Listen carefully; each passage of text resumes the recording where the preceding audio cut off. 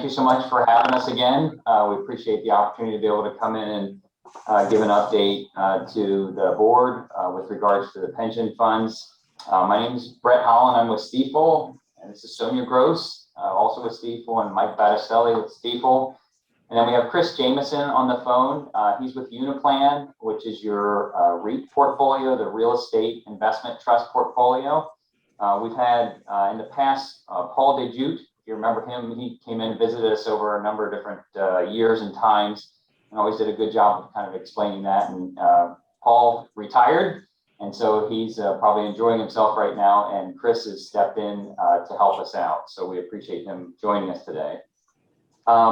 So if you would pull out, I think we'll get started. If you pull out the report, and it looks a little bit different than what you've had in the past. So we've updated the reporting system. Stifel has updated the reporting system, and it has somewhat of a similar layout, but it's probably good that we have a few extra minutes today just to kind of walk through some of that. There's some additional information that our prior reporting did not have in that this one does. So if you go to page 4 of 11, and that's in the bottom right-hand corner, so you're tracking on the same page, page 4 of 11, and this just kind of has a similar page look to what we had before. And on the top left-hand side, and this is, I should say, this is ending March 31st. So this is ending the first quarter of the year. And then Mike will have up to date through yesterday. But ending the first quarter of the year, your balance was $141,875,390. And you can see that listed there as the ending value. I'm kind of starting at the bottom and working my way up. Your current, under the current period, column, it started, which would have been a January 1st number of $139,050,695. So just like the prior report, it shows the withdrawals, deposits and withdrawals, which would be withdrawals of about 2.1 million, appreciation of about 4.9 million, and then with your ending value there. So for the first quarter of the year, the total return was the 3.57% that's listed there on the report. So those first three columns are all identical because it's the current period, the quarter period, and then the year to date. So since this is the first quarter, that's why they all mimic each other. And then they have a since inception number, which goes back to June of 2007. I believe Stifel and actually Archie, Mike's dad, had worked with the board prior to that, back to 2003, but our reporting goes back to 2007. So you can see the historical return of 6.62% there for the last 14 years. So any questions on that part of it at all? Remind me what the assumption is. The 7.25. 7.25. Thank you. And the chart to the right is just simply a performance chart, just so you can see it more in a picture format, is all that is. The bottom left corner of the page is just your top 10 holdings, if you will, in the overall portfolio. This was, again, on your prior report. And then the bottom right-hand corner, the pie chart there, just breaks out your asset allocation. And before, I would always talk to you and explain how the REIT portfolio, the portion of your account that Chris is going to talk about today, was not broken out there. Here it is. So we have cash and equivalents, or cash equivalents of 3%. Alternative investments, which is actually the REIT portfolio that, again, Chris will be speaking about today, is 4%. Fixed income or bonds of 28%. And then the equities of 65%. And we're a little heavier in equities. And again, Mike will address that here in a few minutes. We're going to talk about reallocating some of that as we have in the past as well. Any questions with that at all? All right, page 5. I'm not going to spend a lot of time there. This just has each of the managers broken down. Our old reporting system had it more in the back of the book. This kind of keeps it in the front of the book. So on page 5, under manager/portfolio, you see some of the names that you recognize for guests that will come in and give updates on their particular piece of the portfolio. Again, Uniplan is listed there, the fifth one from the bottom there. And they have about $5.6 million of the overall pension represented in their sleeve. And page 6, we'll move back to page 6. This is page 6 and 7 we did not have in the last report. I think it's actually good for you all to be able to see this too. It shows a little more historical performance. So on page 6, if you kind of look at the bottom of that, it says total, and it kind of shows the balances and so on. And if you move across the page on the kind of the right half of the page, there's a 1-year number there of 32.56%. So that's April 1st of 2020 up through March 31st of 2021. So that's a full 12-month number of 32%, 3-year number of 10.16, 5-year number of 9.17, and then it shows a 10-year number of 8.08%. So again, just gives a little more reference to some more history of the performance. And then the last thing I'll just mention is page 7. Instead of giving it like a 1, 3, 5, 10-year period, it just breaks it down annually to kind of see what's happened each year. So again, if you go to the total at the bottom, you can kind of walk across there and kind of see how each year ended up from a performance standpoint. So questions with any of that at all? Any questions for Stifel? No. All right. With that, Mike will give you an up-to-date through yesterday and some other details. Yeah, so through yesterday, the pension balance was $145,364,085. And the year to date, again, I always preface this because it's unaudited till we get the finalized numbers, but looks like the return currently is 6.81%. Could you repeat the first number, please? I had to turn up the volume. Brett was very loud and you were a little lower. Okay, sorry. Yeah, it's $145,364,085. Thank you. Yeah. And again, our allocation is not entirely different from what Brett reported. Our equities are just a little bit higher. It's something that we do look at every, really every month, but particularly when we come in to see you, we look at it quarterly. And we do have some responsibility to follow the investment policy statement that we've, the board here has kind of all agreed to. So we are a little high on the equity exposure. The highest limit should be around 60%, and we're 63, 64% currently, backing out the real estate investment trust piece.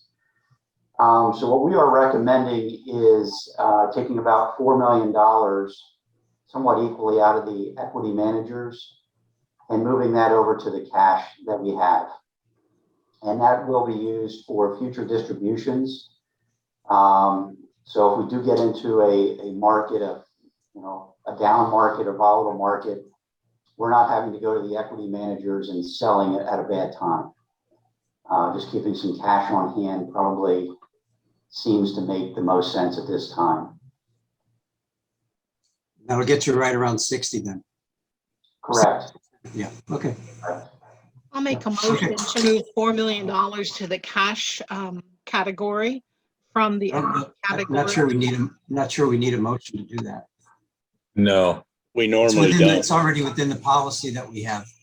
But they can't just move the funds without approval. Well, I think we approved it. yeah, when they we can approved it. reallocate without approval, as long as it stays in line with the investment policy. Okay. All right. So, Michael, anything else? I do not. Are there any overall questions with the pension itself? I don't have any questions. There aren't any. I think at this time we'll turn it over to Chris Jamison from Uniplan, and the REIT piece of your portfolio, which I think Brett had mentioned, represents about 4% of the overall portfolio. Very good. Mr. Jamison, you may unmute and begin your presentation.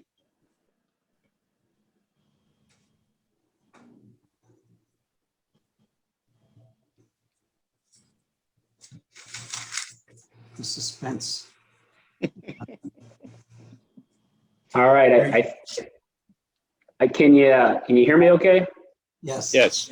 And can you see me okay? I just see a blank screen on mine, so. It's always see. That's what we see. No, we don't see you. Okay. I Is don't know your if they camera up? can- Yep, camera's up, it's uncovered.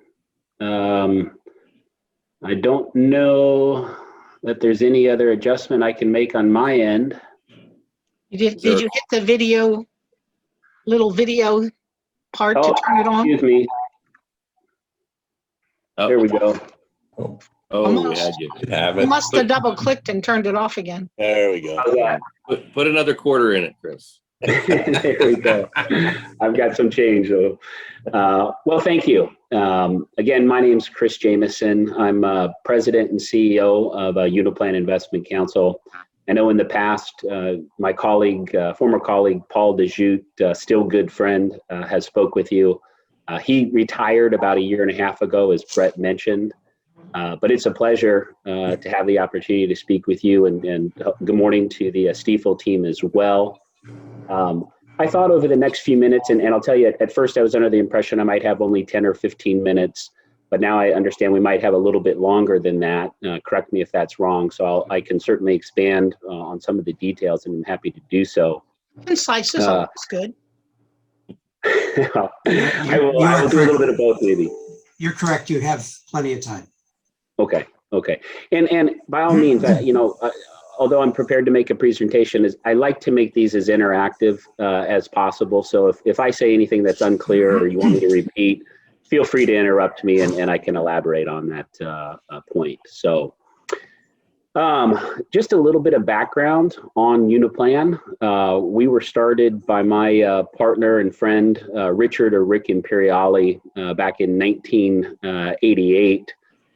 We've managed the REIT portfolio since 1989, which makes us amongst the longest REIT managers in the space. There's another manager that's out there that gets us by a year in terms of their track record. But during that time period, they've had multiple portfolio managers lead that product, while my partner, Rick Imperiali, who's the chief investment officer, has been consistent and continues to manage the portfolio today. Uniplan is a boutique investment manager. We manage about 1.6 billion of our clients' assets, of which approximately 1.1 billion is in the REIT portfolio. We also manage an equity income strategy for our clients, as well as a microcap strategy, which looks at very small publicly traded companies here in the US. The REIT portfolio, as I said, was started in 1989. We have won numerous awards over the years for the work that we've done with our clients, and we're very proud of that. I know we've worked with you for a number of years as well, and we hope to continue to do so. And what I thought I'd do today is just talk about really 3 different areas that I frequently get questions on. And number 1 is the changing landscape of commercial real estate over the last 10 and 15 years. And I think a lot of investors, and even professional investors, quite frankly, don't realize just how dynamic commercial real estate has been over the last, not just the last 10 to 15 years, but really over the last 30 and 40 years. I'll also talk a little bit about how the pandemic, how COVID-19 has affected the different sectors of commercial real estate. And then finally, I'll conclude with a question that I've gotten frequently in the last couple of months, which is how do we expect commercial real estate might behave if we're to get into a sustained inflationary environment? And then at the end, if we've got time, certainly open it up for some questions and answers. But as I said earlier at the top, feel free to interrupt me at any point along that way. So one of the things to begin about commercial real estate, that if you look at it over the last 10 and 15 years, really since the great financial crisis, and I think this is a surprise to a lot of investors who, when they think about what they're investing in, when they invest in REITs and commercial real estate, oftentimes they at least tell me, they'll say, well, aren't we really getting things like office space primarily? Maybe it's retail space, things like shopping malls, maybe community strip centers, and to a lesser degree, maybe apartment operators, very large apartment operators that might own thousands of units across the countries or in a particular geographic area. And while that's true, that's not as much true today as it was 10 and 15 years ago. When you looked at commercial real estate just prior to the great financial crisis, retail was in fact the largest sector. In fact, it was just under 30% of commercial real estate. Apartments were about 16%, and they were followed closely by office space, about 15%. So between those three sectors, you had over half of the asset class, in fact, approaching 60%. But as technology has grown and become a bigger part of our lives, it's really changed the landscape of commercial real estate, particularly the growth in e-commerce, online shopping, as well as the growth in wired and wireless communication, whether it be over the internet or through your cell phone, through cellular communication. When you looked at technology-related real estate prior to the financial crisis, it was less than 5% of the asset class. 15 years later, when we look at technology-related real estate, and when I say technology-related real estate, really what I'm specifically referring to are what we call either cell tower REITs. These are the real estate companies that will own the cell towers, they'll own the land the cell tower is on, they'll construct the tower and maintain the tower, and then they'll lease the space on that tower out to the AT&Ts, the Verizons, the Sprints, or T-Mobiles of the world for them to put their equipment on. But it's actually the real estate companies that own and operate that tower. The data centers are the other component of that technology-related real estate. And when I talk about data centers, if you think about a data center really similar to a hub airport, where when you're searching for information over the internet and it's flowing through lines of communication, it's flowing from your location typically to what's called the data center.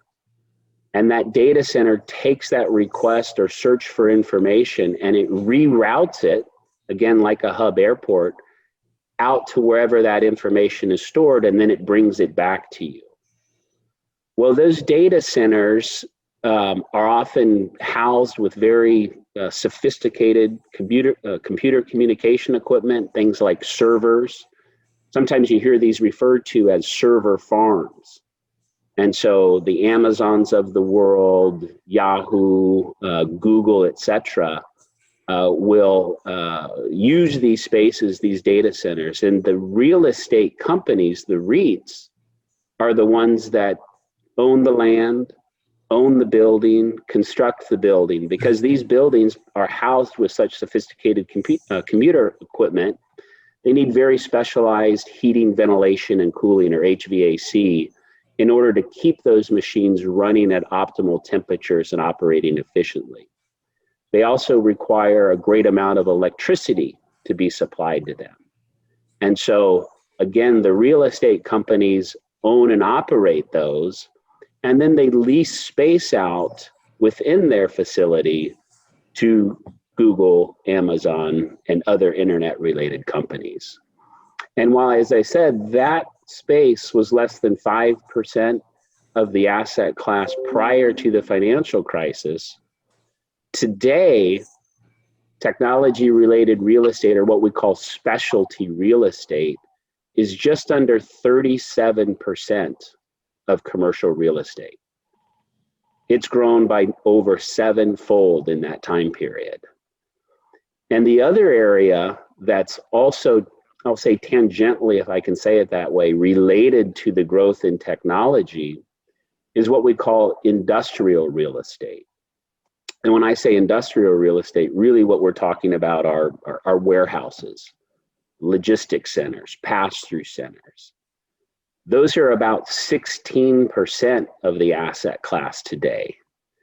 And that's because as less product gets shipped from the manufacturer to the retail store shelf, it now gets shipped to the warehouse where it waits until Amazon or Walmart, whoever you ordered it from, comes and picks it up and delivers it to your door. So between specialty and industrial real estate, you now have over half of the asset class in those related areas. And today, when you look at retail, it's shrunk from just under 30 to about 10%. So it's shrunk by 2/3.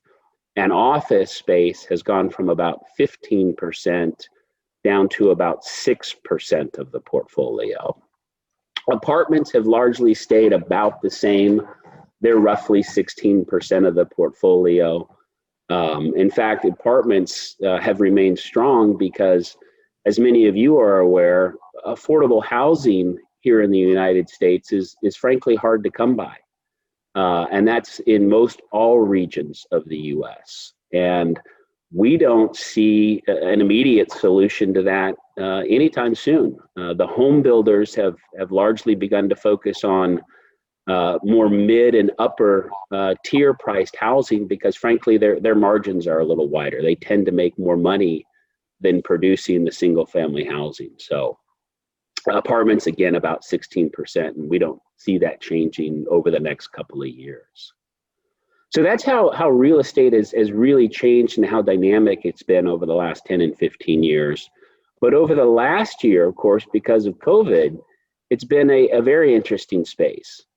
The technology-related real estate, you could almost say hasn't missed a beat. In fact, it's become even more in demand as people have worked from home, worked remotely. The demand for both wired and wireless communication has really only grown. I have 3 high school age kids. One's now in college, but they do their Zoom calls. I do Zoom calls. They were all working or studying here from home. And one of the first things we realized last March was that we needed to get a new router in the house because all 3 of us online, one of us was getting kicked out of our call every so often. And that's because there was so much information and data flowing over those lines. And so that area has continued to stay strong, as has the industrial part, because as more of us were not only working from home, we were also shopping from home. And so the warehouses, the demand for that space, the construction of warehouses, as I could say, other than maybe the first 3 months of the pandemic, that stuff has largely remained strong as well. The areas, though, that were hardest hit within commercial real estate were hotels, as people stopped traveling. Hotel occupancy rate across the board fell below 30%. I traveled a little bit, largely to go see my son over the last year, who was away at university. And I stayed in some hotels where there weren't more than 10 people staying in the hotel. And the hotel was literally staffed by a front desk person, a security person, and then the coffee shop would be open from like 7 till 10 in the morning, and then they'd close until the next day, when typically they'd be open till 10 o'clock at night. Hotels are 2% of your portfolio. We own one name in that space. It's Host Marriott. Marriott is the largest player in the hotel space, both domestically and internationally. And our view has been that they will come out the other side of this a stronger and probably larger player. That's because they have the size and the balance sheet to take advantage of smaller distressed operators that may not be able to make it through the pandemic, may not be able to make it through these difficult times. And so again, it's not a large part of the portfolio, only 2%, only one holding, but that's an area that after the vaccine has come out, and as we've seen the reopening, Host was about $10 a share, and last I punched it up yesterday, Host Marriott was trading about $18 a share. So the investment community has already started to anticipate the opening of that and the recovering of operations in that area. The second area that was fairly hard hit was retail, which again is a little less than 10% of your portfolio. And within retail, you can really break retail down into 3 different subsectors. The first being shopping malls. And when we went into the pandemic last March, we didn't have any exposure to shopping malls. We did in the prior year. We owned the biggest operator of shopping malls, a company called Simon Property Group. But for a number of reasons, prior to the pandemic, we sold Simon Property Group at around $150 a share, between $140 and $150 a share. Simon, during the pandemic, fell by 2/3. Again, we didn't own it, but the shopping malls, because they were largely closed, saw a great decrease in revenues and earnings, and their stocks suffered for that. The other 2 subsectors within retail is where we did have exposure in the portfolio. And those are what we call the community strip shopping centers. Think of your grocery anchored shopping center that might have on either side of it a hair salon, a nail salon, maybe a local restaurant or a coffee shop. And while some of those smaller stores did close down and those revenues were affected for a shorter period of time, the grocery stores remained open, and because nobody was eating out, that grocery business remained strong. So the Krogers of the world did just fine during that pandemic. The other area that we had exposure within retail is what we call retail freestanding. And retail freestanding can be defined as fast food restaurants, McDonald's, Burger King, a Panda Express, a Chick-fil-A, or a local bank branch. And those, both the bank branches and the fast food places were considered essential services. And for any of you that have kids or grandkids, you know, my kids got tired of my cooking, although I think I'm a pretty good cook, and so was my wife. They were eventually ready to go out and have a little change of taste. And if you pulled up to any of those drive-through lines, you know, they were longer than they'd been at any time previously. So that retail freestanding, although it typically isn't a fast-growing business, they're normally very reliable dividend payers and dividend growers over time. And that's what we've seen over the last 12 months. Now, I will say that in the fourth quarter of last year, because of the valuation, we did go back into Simon Property Group.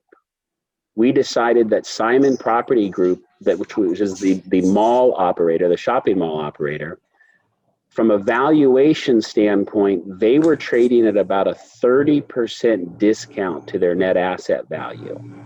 And so we bought Simon Property Group in the low 70s back into your portfolio.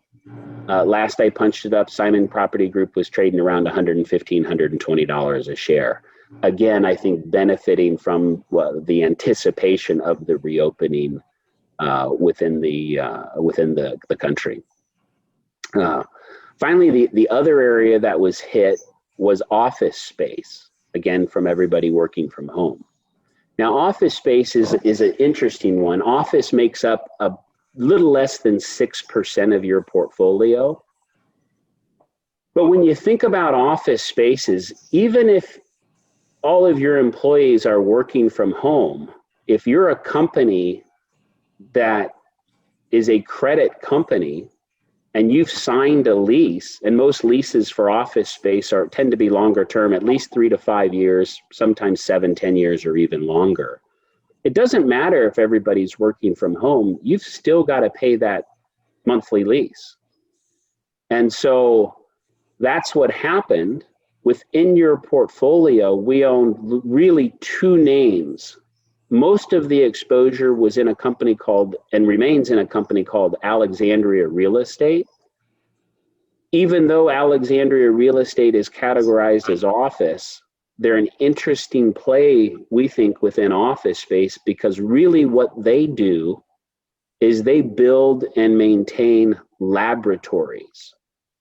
And so their clients are largely biotech type or science related firms.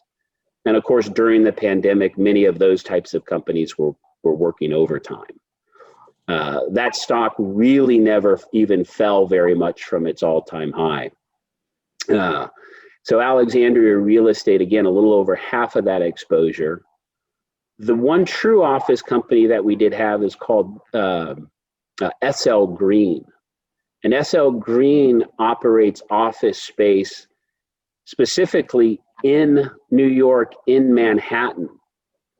And we own SL Green because from a valuation standpoint, they're trading better than 35% discount to their net asset value. If you looked at the price per square foot of SL Green, it's trading below $700 a square foot. If you look today at what commercial real estate, specifically office real estate, is trading at in New York City, it's around $1,400 to $1,500 a square foot. In fact, Amazon just recently did a very large transaction. They took up over 100,000 square feet, and they paid just over $1,400 a square foot. So in our mind, there's this disconnect between the value of SL Green, what the market perceives as, and what privately traded commercial real estate is really trading at. And so that company's management team has taken under a very interesting strategy where, and you almost never see this with REITs.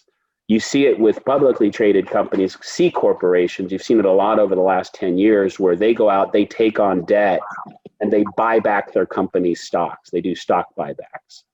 That doesn't typically happen with real estate operators. They tend to be serial issuers of capital. They issue equity or debt. They use those proceeds to then develop more property.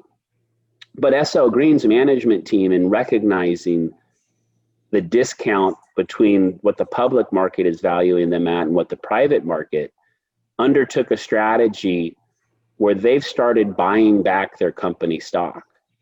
They're essentially selling a building at a time out of their portfolio. They're using the proceeds from that sale, and they're buying back in what they perceive to be stock that's trading below 35% below where it should be. And so they'll either continue to do that until the market recognizes that discount, or they'll eventually take the company private, and the privately traded commercial real estate will recognize that. So that's the office exposure in your portfolio, again, about 6%. As I mentioned, industrial, about 16%, continues to do well in the pandemic. Apartments, about 16%. So now we've covered over 85% of the portfolio's positioning today. There's a couple of very small subsectors that remain. Medical office properties, a little over 5%. Medical has been sort of a mixed bag. Either you operate maybe a surgery center, a doctor's office, and depending upon your specialty, if you're a surgery center, certainly early on in the pandemic, a lot of elective surgeries were postponed, but they were just that, postponed, not canceled. You started to see all of that come back on. And then if you were in urgent care type facilities where we had some exposure, those were busy because of the pandemic. Self-storage is a little less than 5% of the portfolio. Self-storage tends to remain a pretty defensive business, even in a recessionary or slowing environment. And the self-storage holdings that we owned in the portfolio held up relatively well versus the broader market. And then finally, rounding out the portfolio, I think Brett mentioned we hold in about 3% cash currently. If I may shift gears just a little bit, if there aren't any questions about the portfolio positioning, the different sectors, I'd finally talk just a little bit about what we think might happen in an inflationary environment. And we won't know how long we may be in an inflationary environment. The Federal Reserve has told us that any inflation we'll see will be transitory because we're coming off of a very low base when things were largely shut down last year and now reopening. It's only natural that we're going to see some. Whether that remains sustained for a year, 2 or 3 years will be seen. But typically when you get in an inflationary environment, commercial real estate tends to perform well. We saw that in the 1970s. Real estate acted as a good hedge to inflationary forces. Since the 70s, we haven't been in a period of inflation that lasted that long. You have to really go back to 2003 to mid-2006 timeframe before the last time we saw a commodity-related inflationary environment.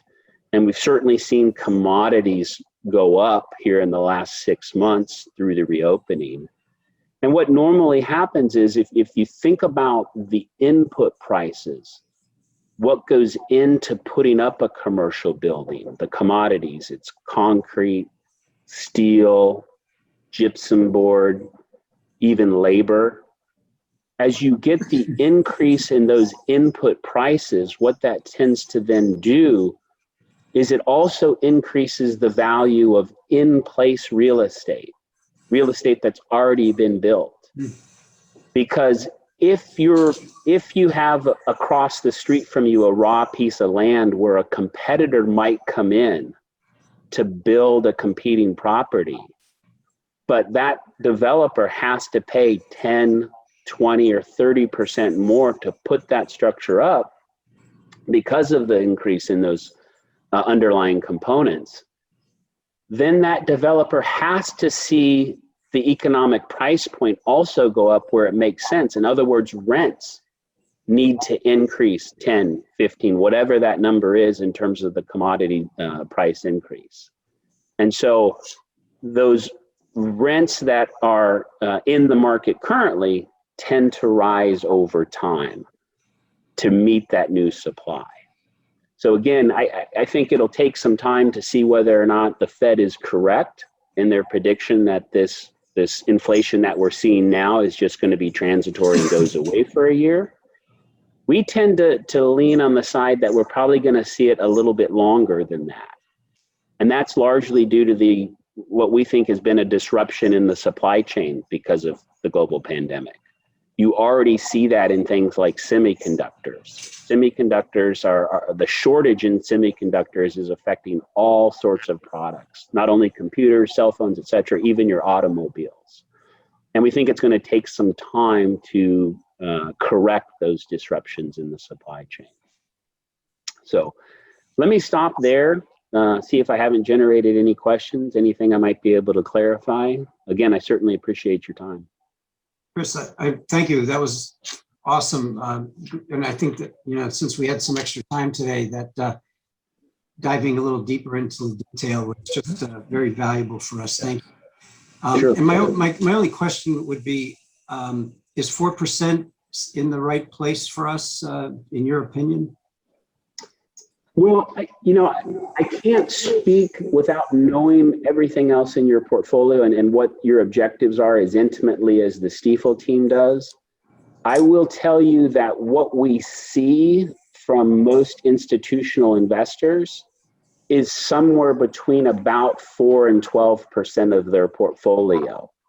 I think we've seen recently, because of the concern of higher interest rates and how that might affect fixed income, I think we've seen our clients, our institutional clients, peel back a little bit of their fixed income portfolio, thinking that we might be getting into a higher interest rate environment, and reallocating that to their commercial real estate exposure, knowing that they're going to take on a little bit more volatility because it is an equity, but still maintaining the yield exposure. And if we get into that higher rate environment, higher inflation environment, commercial real estate and REITs should do better than fixed income. Thank I you. hope that answers your question. Yeah, and I guess it really should have been directed more to Stifel, but these alternative investments were sort of new to, in terms of percentages and increasing our exposure there. But just, something to think about. We do need to wrap up this segment. So if there's any, questions from other panelists or If I may just add, yeah.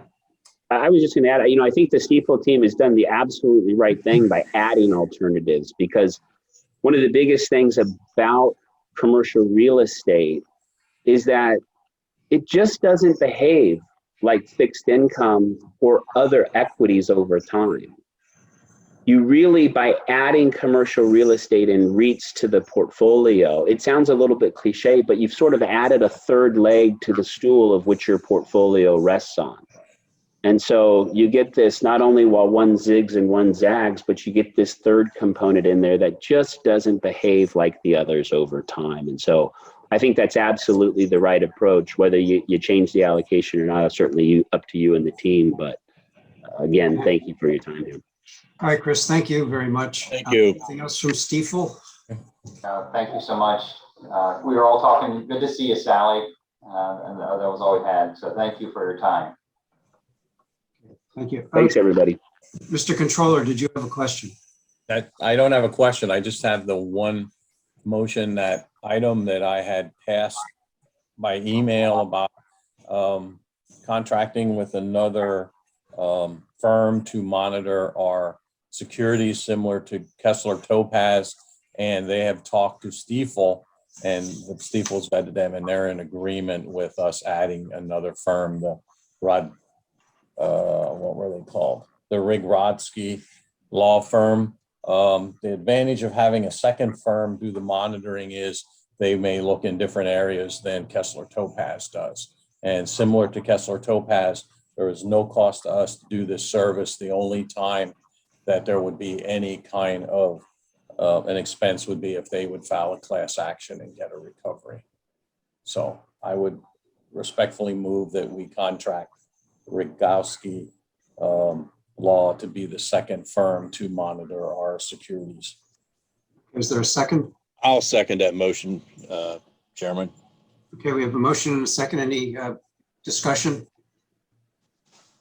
Not all in favor, please indicate by saying aye. Aye. Aye. Opposed, same sign. So moved.